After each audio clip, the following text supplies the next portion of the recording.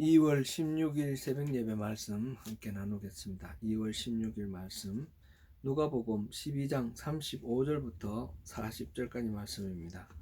누가복음 12장 35절부터 40절까지 함께 봉독하시겠습니다. 허리에 띠를 띠고 등불을 켜고 서 있으라. 너희는 마치 그 주인이 혼인집에서 돌아와 문을 두드리면 곧 열어주려고 기다리는 사람과 같이 되라. 주인이 와서 깨어있는 것을 보면 그 종들은 복이 있으리로다. 내가 진실로 너에게 이르노니 주인이 띠를 띠고 그 종들을 자리에 앉히고 나와 수종들리라. 주인이 혹 이경에나 혹 삼경에 이르렀어도 종들이 그같이 하고 있는 것을 보면 그 종들은 복이 있으리로다. 너희도 아는 바니 집 주인이 만일 도둑이 어느 때에 이를 줄 알았더라면 그 집을 뚫지 못하게 하였으리라. 그러므로 너희도 준비하고 있으라. 생각하지 않은 때에 인자가 오리라 하시니라. 아멘. 지금 누가복음 12장 보고 있습니다. 그리고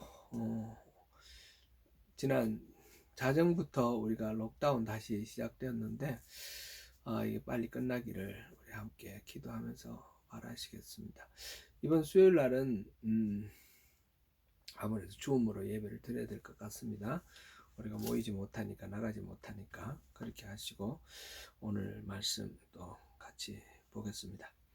누가복음 12장은 크게 세 부분으로 나눌 수가 있습니다.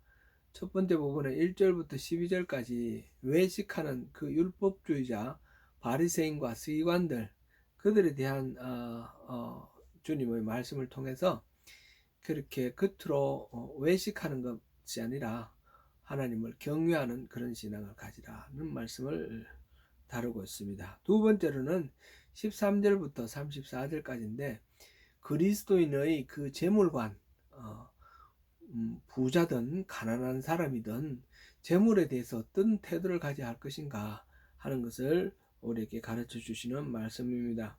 오늘부터 시작되는 35절부터 59절까지 말씀은 주님의 재림과 마지막 때에 관련된 말씀입니다. 오늘 말씀 우리가 봉독을 해보았는데 이야기는 이렇습니다. 잔치집에 갔다가 돌아오는 주인을 왔을 때 얼른 문을 열어주기 위해서 기다리고 있는 종들처럼 허리에 띠를 띠고 등불을 켜고 그리고 서 있으라. 그렇게 주인을 기다리듯이 깨어서 준비하라, 그런 말씀입니다.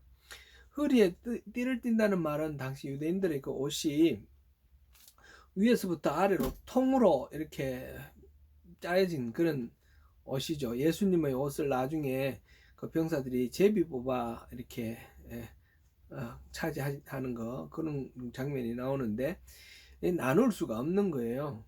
통으로 위에서부터 아래까지 붙어 있는 그런 옷인데, 그러니까 허리가 이렇게 퍼져 있겠죠. 그 부분 치마처럼 돼 있는데 그 부분을 동여 메어야지 걷는다든지 또는 뭐 일을 할 때 물을 깃는다든지 나무를 한다든지 이 모든 활동이 이 허리를 띄어야지 아주 용이하게 되는 것입니다. 그러므로 이 허리를 띈다는 이 말은 어떤 활동을 민첩하게 하기 위해서 만반의 준비를 갖춘다, 그런 의미로 쓰입니다. 출애굽기에서 보면 그 6월절 날 어린 양의 그 고기를 먹을 때에 허리에 띠를 띠고 신발을 신고 그리고 그 고기를 먹으라, 그런 말씀이 나와 있었죠.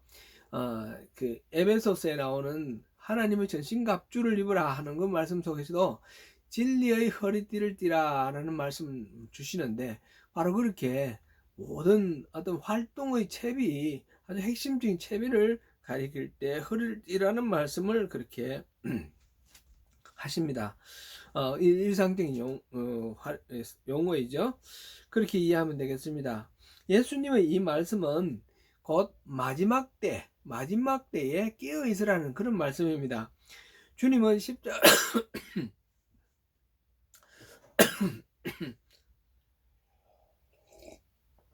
죄송합니다. 주님은 십자가를 지시고 죽으신 후에 부활하셨다가 성천하실 것입니다. 그런데 때가 되면 주님은 다시 오십니다. 재림하십니다. 구원받은 하나님의 백성들을 부르기 위해서 맞이하러 다시 오십니다.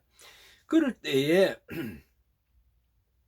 예수님이 다시 오실 때에 깨어 있으라는 거죠.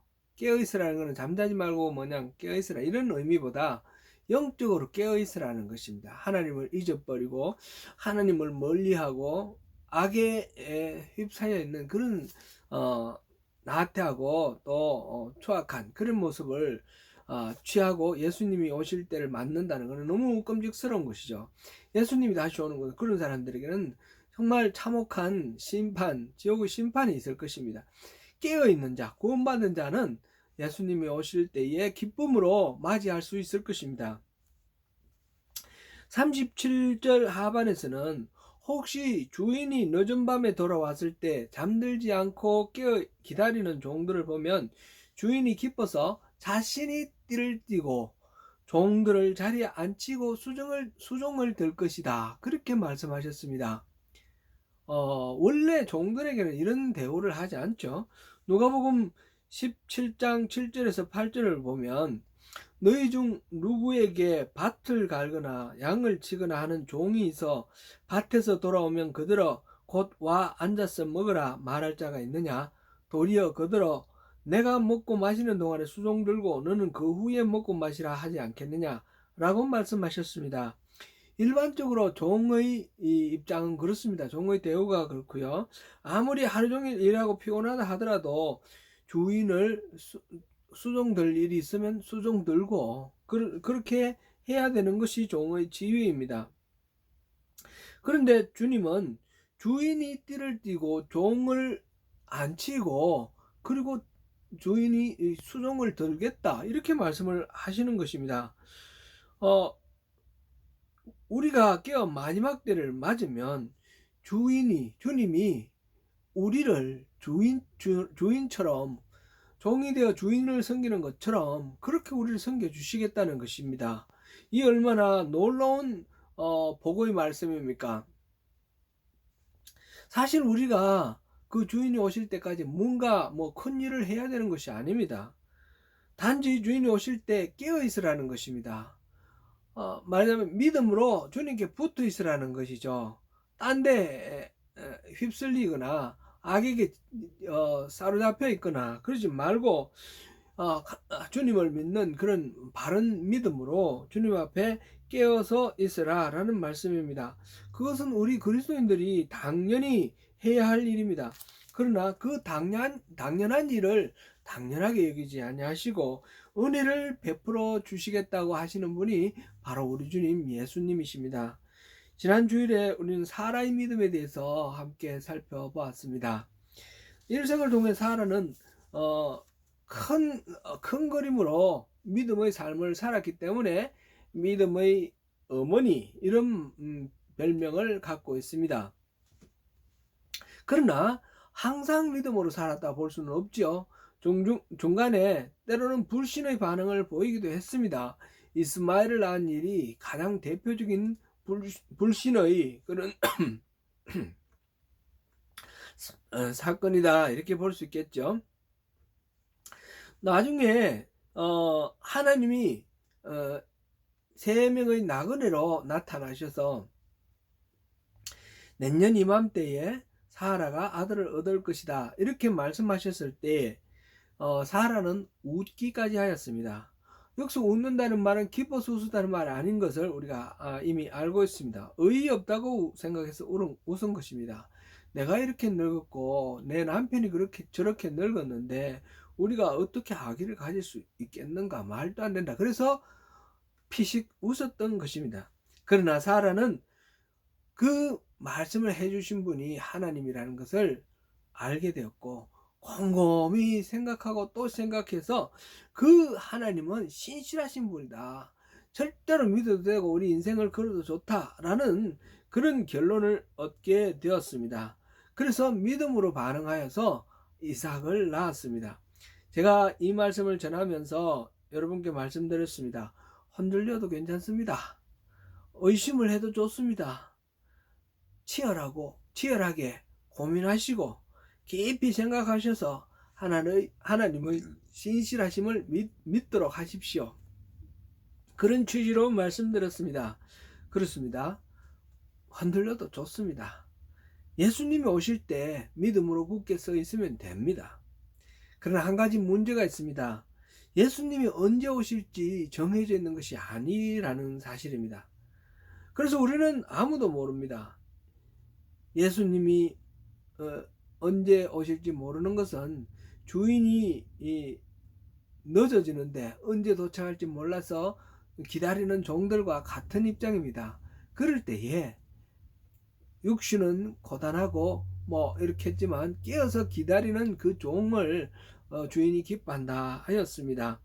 우리 그리스도인은 항상 준비하고 깨어 있어야 합니다. 주님이 언제 오실지 모릅니다. 생각하지 않은 때에 오실 것입니다. 39절에서는 도둑이 언제 올지